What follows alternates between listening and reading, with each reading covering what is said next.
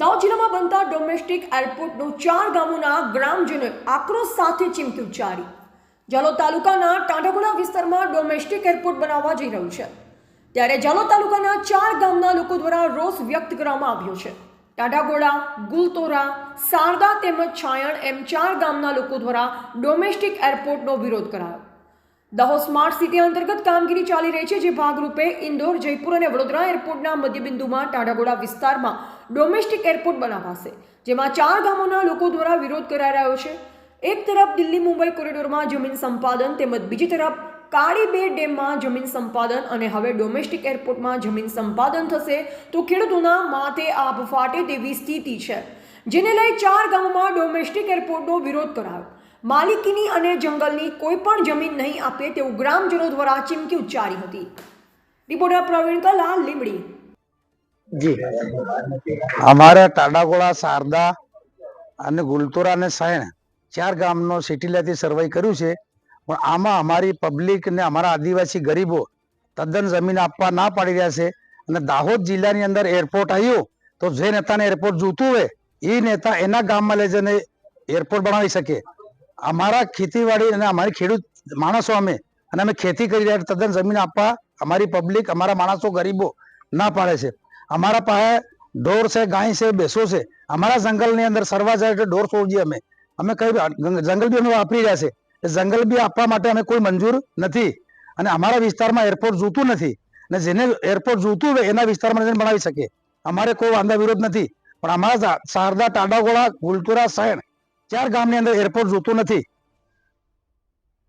તમારું નામ? અને જે નેતાને એરપોર્ટ જોતું હોય એ નેતા એના ગામમાં જઈને બનાવી શકે. સોમલાભાઈ કમજીભાઈ, કટારા ગામ, ટાટાગોળા. જી કાકા. અમારા જાલોદ તાલુકાની અંદર સારદા ગામ, ટાટાગોળા, ચાયણ, ગુરવાડા આવેલું છે. એની અંદર જે એરપોર્ટ આવે છે એનું સરકારે સર્વે કર્યું છે, કોઈને જાણ કરી નહોતી, ઉપરથી સર્વે કર્યું છે. એના માટે અમે રોકટોક રાખી હતી, બરાબર. અને જે જંગલની જમીન છે એ પણ અમારે એમાં મંડળી ચાલે છે. ખાતું એમ કે છે કે અમારા જંગલ ખાતું અમે એરપોર્ટને જમીન આપીએ, પણ અમે વિરોધ કરી રહ્યા છે. એ જંગલ ખાતું ક્યારનું છે? અંગ્રેજો વખતે જંગલ ખાતું ક્યાં હતું? અમારે મંડળી ચાલે છે. અત્યારે અમે સરકારને જંગલ ખાતાને 50% ઘાસ આપીએ છીએ, બાકીનું બળતણ છે, ઘાસ છે, એ બધું અમારા બાપનું છે, અમે વાપરીએ જ છે. આ રીતે જો જંગલ નો જમીન લઈ લે કે બીજી પડતર જમીન લઈ લે એ અમે તદ્દન આપવા માંગતા નથી. સરકારને અમે વિરોધ કરીએ છીએ.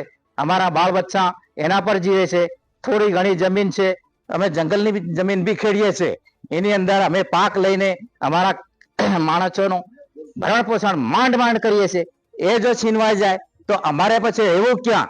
એના કરતા સરકાર અમને મારી નાખે તો અમે પછી કોઈ લડનાર છે નથી, પછી શાંતિથી બનાવી શકીએ. પણ જ્યાં સુધી અમારો આત્મા છે ત્યાં સુધી તો અમે લડીશું.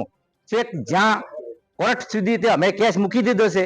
એના પછી કોર્ટ જો એ ચુકાદો સારો ના આવે તો અમે સુપ્રીમ કોર્ટમાં પણ જવા તૈયાર છે, એટલી અમારી ખાતરી છે. છેક છેલ્લે સુધી અમે લડી લેવા માંગીએ છીએ, અને સરકારને 1 ઇંચ પણ જમીન આપવા માટે અમે તૈયાર નથી. તમારું નામ? કલજીભાઈ વેસ્તાભાઈ માવી. જી. ભાઈ, મારું નામ જીથાભાઈ ગસિંગભાઈ ચરપોટ, ગામ સારદા, તાલુકા જાલોદ. મારું એમ કેવું છે કે જે એરપોર્ટ ની જે તૈયારી સરકાર કરી રહી છે, એ એરપોર્ટ અમારા સારદા ગામે કે ટાડાગોળા ગામે એમાં અમારી તદ્દન નારાજગી છે ભાઈ. અને અમે નાના અને ગરીબ સીમાંત ખેડૂત છીએ. અમારી પરિસ્થિતિ એવી છે કે નબળી પરિસ્થિતિ છે. કઈ આગળ સરકારે એરપોર્ટ નક્કી કરે તો અમારી દશા કેવી આવે ભાઈ? એના માટે અમારો તદ્દન વિરોધ છે. થોડી જમીનો લઈને બેઠા છે. 2 એકર કે 3 એકર જમીન તો કોઈને ભાગમાં હિસાબ ભાગમાં આવતી જ નથી. તો એરપોર્ટ અહીંથી ખસાવી અને જેને સહયોગ કરી હોય, જે નેતાઓ માગતા હોય તેના વિસ્તારમાં દે છે. બાકી અમારા સારદા ગામે એરપોર્ટ જોઈતો નથી. જંગલ વિસ્તારની જમીન પણ અમારા બાપ દાદાઓની છે. આ છે એ બી અમારી માલિકીની જમીન છે.